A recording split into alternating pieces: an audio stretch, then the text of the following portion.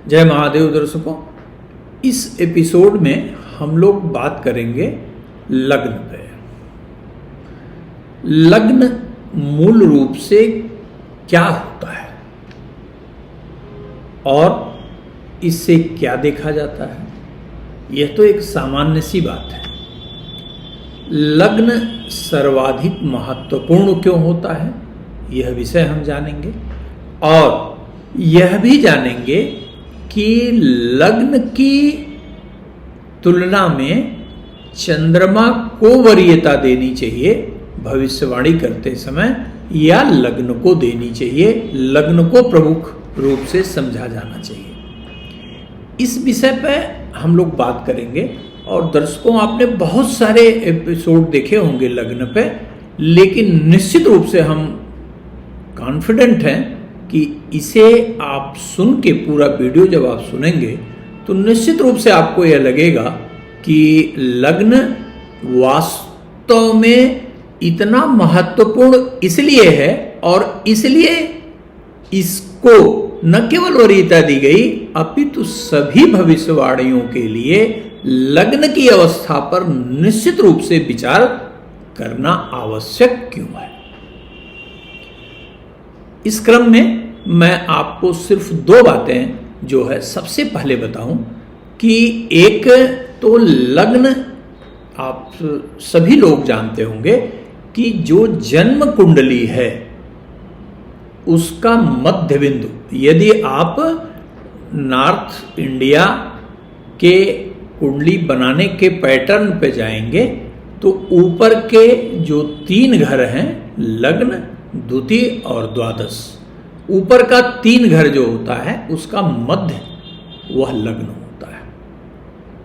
सभी लोग यह जानते होंगे कि आपके जन्म के समय पूर्वी क्षितिज पर अर्थात ईस्टर्न हॉरिजन पर जन्म के समय जिस राशि का उदय होता है वही आपकी लग्न होती है। लेकिन यह तो रटी रटाई परिभाषा है। यह आप कहाँ समझ पाते हैं कि पूर्वी क्षितिज पर जो राशि उदित होती है वही लग्न क्यों होती है। यद्यपि मैं जब एस्ट्रोलॉजी की क्लासेस शुरू करूंगा तो मैं और भी डिटेल आपको बताऊंगा, वहां कोई प्रतिबंध नहीं रहेगा कि हाँ 20 मिनट के में खत्म करना है, 10 मिनट में ही खत्म करना है, तो इसकी और भी गहराई बताऊंगा। लेकिन इसकी मूल वैदिक और वैज्ञानिकता के जो तर्क हैं, जो नियम हैं, वह आप जरूर जानें। उससे आपको इसके महत्व के बारे में स्पष्ट रूप से पता चलेगा। तो आइए सबसे पहले हम लोग यह जानने का प्रयास करते हैं कि पूर्वी क्षितिज पर राशि के उदय का अर्थ क्या है। देखिए दर्शकों, प्रत्येक जीवात्मा जन्म के पहले वो जहां भी हो, देवलोक में हो, पितृलोक में हो या जहां भी हो, ठीक है, वह अपने जन्म जन्मांतर के शुभ और अशुभ फलों के समिष्ट के अनुसार ही लोक का निर्माण करती है। यह ध्यान रखिएगा। अर्थात प्रत्येक व्यक्ति अपने कर्म के अनुरूप ही लोक का चुनाव करता है और जिस जीवात्मा को पृथ्वी पर जन्म लेना होता है वह जीवात्मा अपने कर्मानुसार, कर्म में अच्छे कर्म भी शामिल हैं, बुरे कर्म भी शामिल हैं, सौभाग्य भी शामिल है, दुर्भाग्य भी शामिल है। वह जीवात्मा अपने जन्म जन्मांतर के कर्मों के अनुरूप पिता के रक्त और मां के गर्भ का चुनाव करती है। यह बात ध्यान रखिएगा। प्रत्येक जीवात्मा अपने कर्मानुरूप ही पिता के रक्त और मां के गर्भ का चुनाव करती है। ठीक इसके अनुपालन में यदि आप एक वैदिक श्लोक याद रखें, जिसे कहा गया कि सूर्यात्मा जगतस्त चक्षु, अर्थात प्रत्येक जीवात्मा का मूल प्राण जो है उसके अंदर मूल ऊर्जा पैदा करना अर्थात जीवंतता पैदा करना सिर्फ सूर्य की ही देन है। और सूर्य का उदय पूर्व में होता है, पश्चिम से दक्षिण से सूर्य का उदय नहीं होता, उत्तर से सूर्य का उदय नहीं होता। इसीलिए हमारे महर्षियों ने पूर्वी क्षितिज का चुनाव किया। पूर्वी क्षितिज अर्थात आप इस लोक पे गमन तभी कर सकते हैं, आ तभी सकते हैं, जीव तभी अपने शरीर के अनुसार, अपने कर्म के अनुसार शरीर धारण करके ऊर्जावान हो सकता है जब सूर्य की ऊर्जा उसके अंदर हो। ध्यान रखिए, इसीलिए पूर्वी क्षितिज का चुनाव किया गया, जिसे कहा जाता है कि the sign rising on eastern horizon is your lagna. अच्छा, एक छोटी सी बात और बता दें, मैंने नॉर्थ में बताया ठीक उसी तरह से साउथ की विधि होती है कि आप जैसे एक स्क्वायर बना लें और उसको जो है ऊपर 3 फिर साइड में 3 माने अर्थात 12 डिवीजन में बांट दीजिए। ठीक है, तो जो वहां पे लग्न बदलता नहीं है, मतलब वहां पे जैसे ऐसा नहीं है कि यही लग्न होगा, जो भी ईस्टर्न हॉरिजन पे होगा राशि वहां स्थिर कर दी जाती है। 1 2 3 4 5 6 7 8 9 10 11 12 से गिनती की जाती है। और जहां जो ईस्टर्न हॉरिजन पे आपके जन्म के समय जो लग्न का उदय होता है वहां ASC लिख दिया जाता है, अर्थात एक्सीडेंट लिख दिया जाता है। कुछ लोग लग्न भी लिख लेते हैं। ठीक, तो आपको कंफ्यूजन अब नहीं रहा होगा, मैं जहां तक समझ रहा हूं। यहां तक 2 बातें आपको समझ में आई। पहली बात यह कि जन्म के समय जीवात्मा अपने कर्म के अनुरूप ही माता और पिता के रक्त का चुनाव करती है, और जीवन अर्थात प्राणदायिनी जो ऊर्जा है, जीवनदायिनी जो ऊर्जा है वह सूर्य की ऊर्जा है, और सूर्य के बलाबल के अनुरूप ही जीवधारी अपने शरीर में ऊर्जा पाता है, शरीर की संरचना भी होती है ठीक उसी के अनुसार। इसीलिए लग्न सर्वाधिक महत्वपूर्ण बताया गया।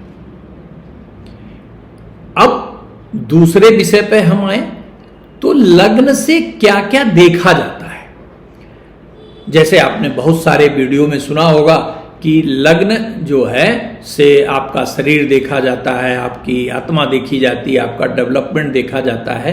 लेकिन दर्शकों यह ध्यान रखिएगा कि जब तक आपको क्यों का जवाब नहीं पता रहेगा तब तक आप ज्योतिष की गहराई में नहीं उतर सकते, और न ही आप किसी ग्रह के बलाबल का अन्वेषण कर सकते हैं। ठीक, तो इसलिए बहुत ध्यान से समझिएगा कि लग्न से क्या क्या देखा जाता है। रटने की बिल्कुल आवश्यकता नहीं है।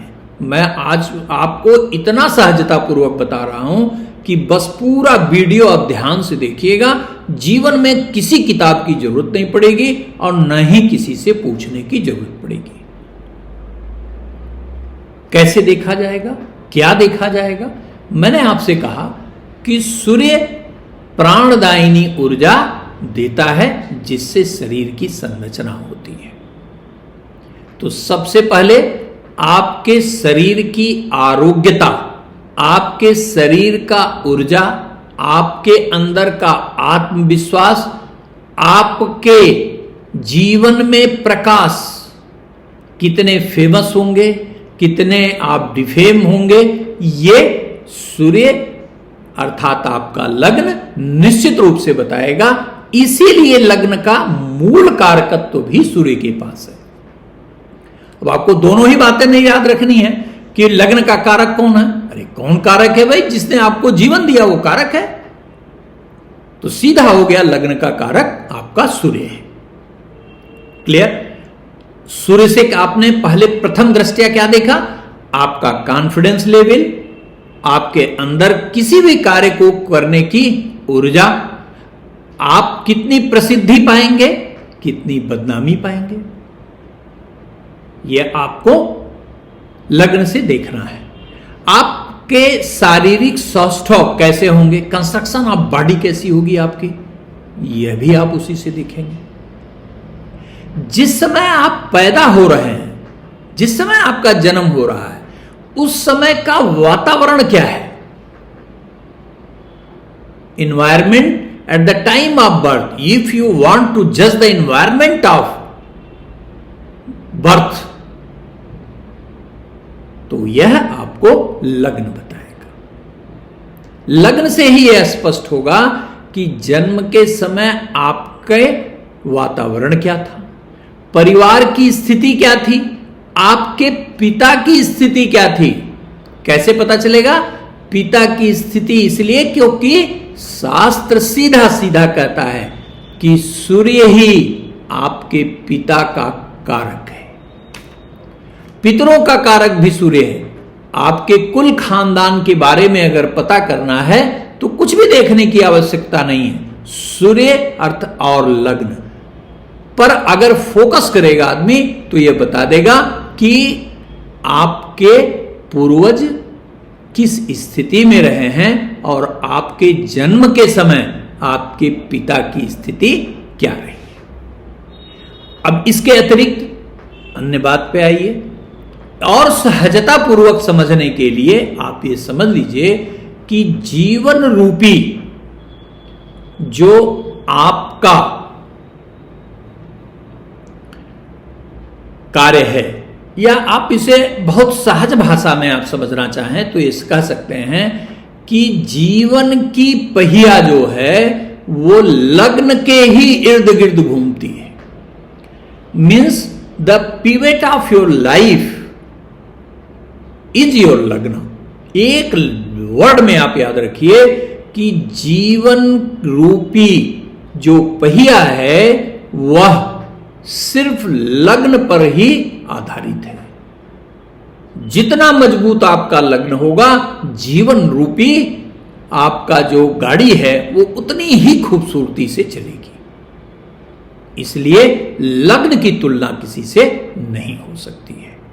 ये बाद का विषय है कि जन्म के समय लग्न की स्थिति क्या है, लग्नेश कहां है।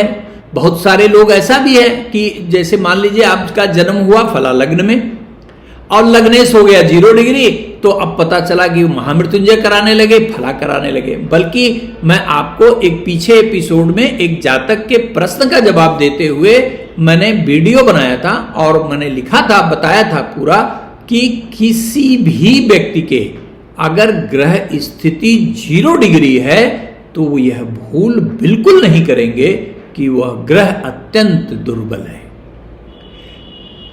Degree does not indicate the strength or power or potential of the planet.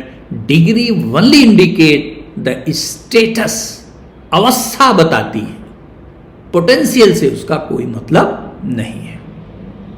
ठीक, ये बात का विषय है, फिर हम चर्चा करेंगे तो फिर बताएंगे आपको ग्रहों के बल पे।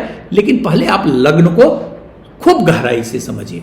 लग्न अर्थात आपकी के जीवन की संपूर्णता, लग्न जीवन का मूल, लग्न शरीर की स्वस्थता, लग्न आत्मविश्वास का मूल, लग्न एनर्जी का मूल, लग्न आपके परिवार का मूल, लग्न पिता की मूलता का द्योतक, अर्थात जीवन के लगभग सभी चीजें जो आप जन्म से लेके आते हैं और आपके व्यक्तिगत जीवन में उपलब्धियां, यह लग्न के इर्द गिर्द ही चलती रहती हैं। बहुत सारे लोग ये भी मानते हैं कि चंद्र कुंडली भी उतनी बलवान है, इसमें कोई दो राय नहीं है कि चंद्र कुंडली देखी जानी चाहिए, लेकिन चंद्र कुंडली लग्न को के जो है वो बराबर वैल्यू की है, फिर ये बात नहीं कही जा सकती है। क्यों? चंद्र का अर्थ क्या है कि आपके मन का वह निरूपण है, अर्थात चंद्रमा मनसो जाता, चंद्रमा मन का नियंता है, तो वो आपके मन को ही नियंत्रित करेगा, मेंटल स्टेटस बताएगा, मेंटल हैबिट बताएगा, कब प्रसन्न रहेंगे, कब अप्रसन्न रहेंगे, किन चीज से प्रसन्न रहेंगे, किस चीज से अप्रसन्न रहेंगे। इफ यू वांट टू जज, you have to see the status of the moon in your birth chart, ये ध्यान रखिएगा। But as regards the totality of life is concern, you have to focus over ascendant, अर्थात चंद्रमा या चंद्र कुंडली से लग्न के पूर्णता के लिए भविष्यवाणी करने में सहायता ली जाती है। अर्थात जैसे मैं एक छोटे से उदाहरण से आपको बता रहा हूं, जैसे मान लीजिए कि किसी व्यक्ति का लग्न बड़ा ही मजबूत है, लेकिन चंद्र कुंडली जब हम बनाते हैं तो चंद्रमा मान लीजिए नीच का है, तो जिस प्रकार लग्न कुंडली देखी जाती है ठीक उसी प्रकार चंद्र कुंडली देखी जाती है। तो यदि व्यक्ति का चंद्रमा नीच का है मान लीजिए, और उसका कर्क लग्न का जन्म है, सपोज दैट, ठीक, या आप इसे दूसरे अर्थों में भी देख सकते हैं कि अगर मान लीजिए कि चंद्रमा अमावस्या का है, पक्षबल समाप्त है उसका, लेकिन लग्नेश उच्च का है, तो अब उस व्यक्ति को ये थोड़ा कहेंगे कि ये डेवलपमेंट नहीं इसका होगा अच्छा, शरीर इसकी अच्छी नहीं होगी, ये कॉन्फिडेंट आदमी नहीं है, डिवोटेड आदमी नहीं है, इसको जो है नेम फेम नहीं मिलेगा। No, it's can't be predicted, उसे निश्चित रूप से मिलेगा। But if moon is debilitated, अर्थात यदि चंद्रमा नीच का है, तो बड़े बारीकी से मेंटल टेम्परामेंट जज करना होगा, और शरीर के अंदर जो जलीय तत्व हैं उसको बड़े ही माइन्यूटली जज करना पड़ेगा कि इसमें जो नीचस्थ चंद्रमा है या जो दुर्बल चंद्रमा है, उसके तत्व जो शरीर को स्वस्थ रखने के लिए आवश्यक हैं या जो मन को स्वस्थ रखने के लिए आवश्यक हैं, वो हैं या नहीं है। ऐसा नहीं है कि अगर किसी का अमावस्या का जन्म है तो वो महान नहीं होगा, वो बड़ी उपलब्धियां नहीं पाएगा, ऐसा बिल्कुल नहीं है। क्यों? क्योंकि किसी भी ग्रह का बल एक मात्र पक्ष से, एक मात्र स्केल से जज नहीं होता। तो यहां पे हम लोग बात लग्न की कर रहे हैं, इसलिए उसके बलाबल पे जाएंगे तो बहुत बड़ा हो जाएगा एपिसोड।